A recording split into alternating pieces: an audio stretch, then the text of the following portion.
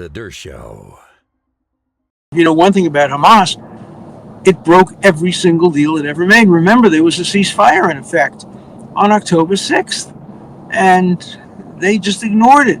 There was a ceasefire with Hezbollah on October 6th. They ignored it, and they sent rockets into Israel. So if you're Israel, you have to assume that the ceasefire will be broken, and you have to assume that they'll never get all the hostages back, that Hamas will always hold on to one or two, if they can, in order to keep leverage over Israel. Look, Hamas probably fears that Israel would break the ceasefire if they got all their hostages back. And it'd be a strong case for that, because the deal was not a deal. Again, it was a negotiated extortion. So there's no moral obligation to keep the deal. The only reason for keeping the deal is you want to make sure you can deal with them again next time. But I'm not even sure that's a major consideration. So we have to wait and see what is going to happen in the short term, in the middle term, and in the long term.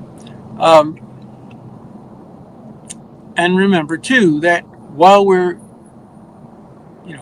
applauding the fact that maybe 30 some odd hostages will return to their families, which is a great thing, we still have Iran moving at a quick pace toward acquiring deliverable nuclear weapons. And don't let anybody fool you into thinking they're not doing it. They're doing it surreptitiously. They're not allowing inspectors in. They will develop nuclear weapons. Maybe they won't cross the threshold, because they know Israel's spy activities are pretty good. And if they were about to cross the threshold, Israel would probably, not certainly, but probably know about it and probably take military action. We'll see what Trump does.